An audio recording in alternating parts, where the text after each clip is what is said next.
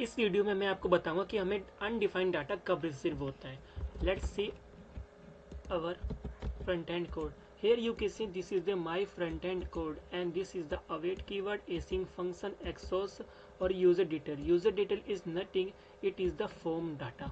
Okay मैं form data को अपने इस API के थ्रू बैकएंड में सेंड कर सकता हूँ।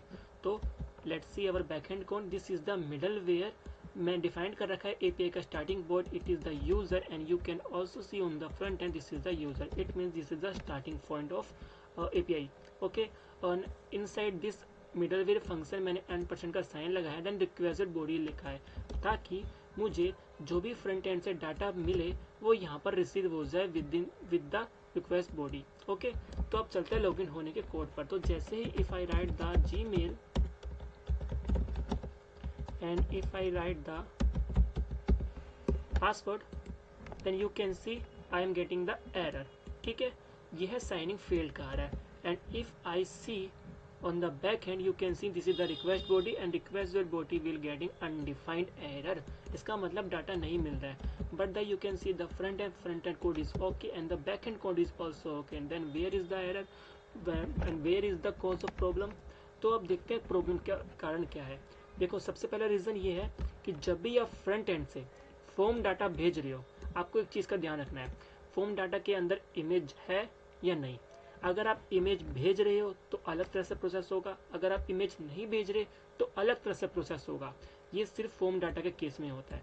मेरे केस में फॉर्म डाटा के साथ इमेज नहीं है तो प्रॉब्लम क्या आ रही है, अगर मेरे केस में फॉर्म डाटा के साथ इमेज नहीं होगा तो मेरा ब्राउज़र ये एज्यूम कर लेगा कि फॉर्म डाटा के साथ इमेज आ रही है तो उसके हिसाब से वो डाटा को मैनिपुलेट करने की कोशिश करेगा और उसी के हिसाब से वो अनडिफाइंड एरर दे देगा।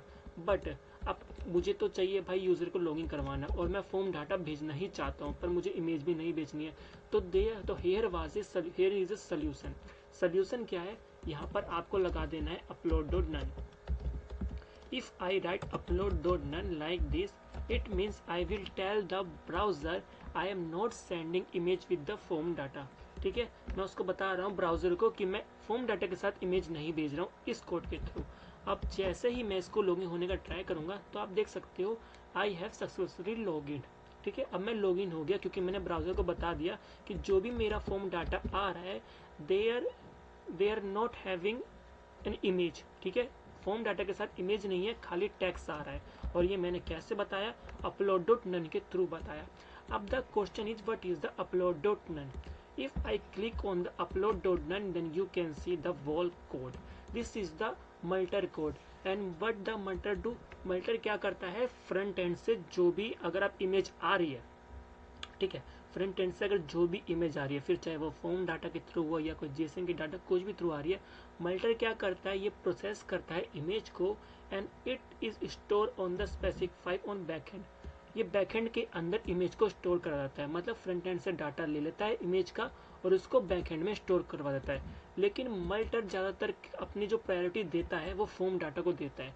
यानी अगर फॉर्म डाटा से डाटा आ रहा है तो मल्टर को ईजिली होता है डाटा को मैनिपुलेट करने के लिए as compare to application JSON data. ठीक है तो मेरे केस में मैं क्या कर रहा हूँ, मैं फॉर्म डाटा भेज रहा हूँ। जैसे ही फॉर्म डाटा भेज रहा हूँ तो ब्राउजर को लग रहा है कि मेरी इमेज आ रही है तो वो मल्टर से कम्युनिकेट करने की कोशिश कर रहा है। ठीक है इसी वजह से अगर मैं यहाँ पर अपलोड डॉट नहीं नन लगाता तो मुझे एरर मिल जाता है, पर जैसे ही मैंने अपलोड डॉट नन लिख दिया तो ब्राउजर ने मल्टर को बता दिया this is the not image data. Okay this is the only text format. तो इसी वजह से मल्टर आउट हो गया अपने रोल से, इसने डाटा से इमेज के डाटा का रोल इसने बीच में से हटा दिया। तो अब सिंपली टेक्स्ट का डाटा आ गया और टेक्स्ट का डाटा मेरे आगे बैकएंड में चला गया सिर्फ इस अपलोड डॉट नन की वजह से।